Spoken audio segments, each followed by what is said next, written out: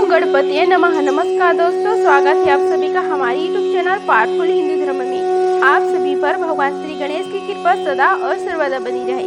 आज हम आप सभी को भादो मास में श्री गणेश पुराण में कथा अध्याय 25 का श्रवण कराएंगे। आइए श्रवण कीजिए कथा अध्याय 25 का, जिसमें वर्णन है शिशु के धड़ पर हाथी का मस्तक जोड़ना। भगवान श्री हरि को हाथी के मस्तक सहित आते देखकर सब उपस्थित समुदाय ने खड़े होकर उनको स्वागत किया। जब पार्वती जी को यह ज्ञात हुआ कि शिशु के धड़ पर हाथी का मस्तक जोड़ा जाएगा, तब वे अधिक व्याकुल होती हुई बोली, हे जनार्दन, तुम मेरे पुत्र को नीरा परसु ही में क्यों देना चाहते हो? अवश्य ही इसके बाद में तुम्हारा ही हाथ होगा, क्योंकि तुम किसी को सुखी नहीं देखना चाहते। मेरा शिशु होने के समाचार से तुम्हें यह भय हुआ होगा कि बड़ा होकर मेरी पदवी न छीन ले, इसलिए शनैचर को साथ लेकर यहाँ आ गई। फिर हमें अनुग्रहता बनाने की दृष्टि से हाथी का मस्तक ले आई, जिससे कि मेरा पुत्र पशु और महामूर्ख बना रहे। कहो, तुम्हारी चाल नहीं थी ना जो प्रयास सफल हो गई।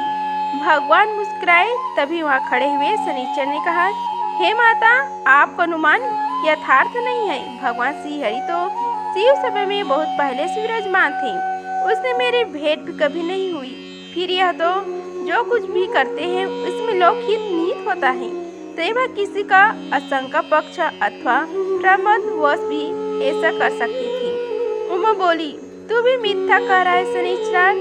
जब तू नीचे दृष्टि किए हुए देखने के कारण किसी को देखता ही नहीं, तब तूने भगवान श्री हरि के वहाँ बैठे हुए किसी प्रकार देख लिया।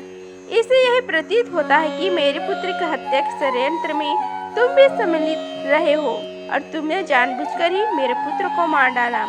शनिदेव ने अत्यंत विनय पूर्वक कहा, हे जगज्जननी, आपका शंका मत करिए।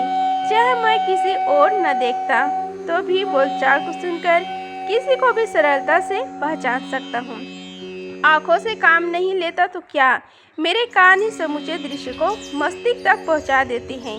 फिर भी पार्वती जी को संतोष न हुआ जानकर भगवान श्री हरि ने समझाते हुए कहा, हे देवी, मेरे बल पराक्रम से अनभिज्ञ हो, इसलिए इस प्रकार की बातें कर रही हो। यदि मैंने तुम्हारे बालक की हत्या करना चाहता तो प्रथम तो उसे प्रकट ही न होने देता, और प्रकट भी हो जाता तो सभी के सामने सुदर्शन चक्र द्वारा ही सिर कटवा लेता। विश्वास करो हे पार्वती, ऐसे गृहित कार्य कभी मैं नहीं कर सकता। फिर मेरा पद अक्षय है, उसका न कभी नाश होता है, न वह पराये हाथों में जा सकता है। मेरे समान ब्रह्म जी और महादेव जी की भी पद में जिनके अधिकारी निरंतर वही रहते हैं, कोई अन्य नहीं होता। ब्रह्म विष्णु महेश, यह तीनों ही परम शक्तिमान हैं, जिनका कार्य क्रमशः सगरोत्पत्ति, पालन और प्रलय है। भला इन कार्यों को अन्य कोई करेगा भी तो कैसे? तुम्हारे अन्य असंख्य यह कि पुत्र के धड़ पर हाथी का मस्तक लग गए तो उनका सुंदरता नष्ट होगी। वह कुरूप और मूर्ख जानेगा, इसलिए सभी उसका तिरस्कार करेंगे। तो तुम्हारी शंका निर्मूल सी है। जब तुम्हारे पुत्र के धड़ पर हाथी का मस्तक लग जाएगा, तब तो वह अत्यंत दिव्य और भव्य प्रतीत होगा। उसकी सुंदरता अद्वितीय एवं दर्शनीय होगी। बस ऐसा लगेगा कि कभी यह रूप देखा ही नहीं। उसका रूप अत्यंत मनोहर रहने के साथ ही उसमें अद्भुत बुद्धि रहेगी। सूर, असुर, यक्ष, किन्नर, गंधर्व, नाग एवं मनुष्य आदि में कोई भी इसके जैसे बुद्धिमान न होगा। इसमें लोक उपकार करने की भी प्रबल शक्ति और समृद्धि होगी। जब लोग इनकी महिमा को समझ जाएंगे, तब इसकी विद्या बुद्धि की याचना करेंगे। यह अपने भक्तों और सदैव संतुष्ट करेगा और प्रथम पूजा का भी अधिकारी होगा। भगवान श्री हरि के तर्क संगत वचन सुनकर देवी पार्वती चुप हो गई। उन्होंने उत्तर नहीं दिया, क्योंकि उनका मन अभी भी शांत नहीं हुआ था। भगवान ने उनका उत्तर प्राप्त हुए बिना ही हाथी के मस्तक को शुद्ध जल से स्वच्छ करके शिशु के धड़ पर रख दिया। इसमें प्राणों का संचार हुआ और नेत्र खुल गए। गजमुख हुआ बालक चारों ओर आंखें चलता हुआ देखने लगे। सभी उपस्थित नर नारी प्रसन्न होकर गजानन भगवान की जय बोलने लगी। मन से या बेमन से माता को भी हर्ष व्यक्त करना पड़ा। उसके स्तनों में दूध उतर आया तो वे गजमुख को गोद में लेकर स्तनपान कराने लगी, परंतु पार्वती की चित्त में उसके प्रति स्नेह जागृत न हुआ। जानकर भगवान श्री हरि उन्हें पुनः समझाने लगे। चतुर्नयन ब्रह्म जी से कीट प्रयत्न यह संपूर्ण विश्व अपने ही कर्म अनुसार भोगों को प्राप्त होता है। हे शिवे, आप तो स्वयं ही इस जगत के लिए बुद्धि स्वरूप हो, अतः आप किस तथ्य से अनभिज्ञ है, अर्थात सभी कुछ जानती हैं। अपने अपने कर्मानुसार प्राणियों और सैकड़ों कल्प पर्यंत भोग भोगना पड़ता है और इसी कारण शुभ अशुभ कर्मों के वशभूत हुए प्राणी प्रत्येक योनि में भोगों को निरंतर प्राप्त करते हैं। हे सती, यह कर्म फल का भोगी है। इंद्र को भी कभी कभी कीट योनि में जन्म लेना होता है तथा कभी कभी अत्यंत तपस्वी पुरुष भी अपने शुभ कर्मों के कारण इंद्र पद प्राप्त कर लेते हैं। हे गिरजे, प्रकृत कर्म के बिना सिंह किसी मक्खी को भी नहीं मार सकता। इसके विपरीत पूर्व जन्म में प्रथम कर्म के फल स्वरूप एक मच्छर भी हाथी को मार डालता है। कर्मों के फल से ही सुख दुख, भय, शोक एवं आनंद की प्राप्ति होती है।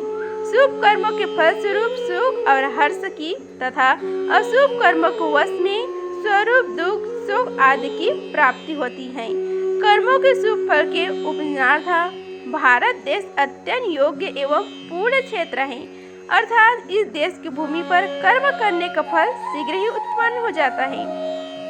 हे गिरजानंदिनी, भगवान श्री कृष्ण ब्रह्म के भी विधाता, काल के भी काल, निषेक के भी निष्कर्ता, कर्म फल के प्रदाता, संहारक के भी संहारक, पालन कर्ता के भी पालक, पर से परे तथा गोलोक के स्वामी हैं।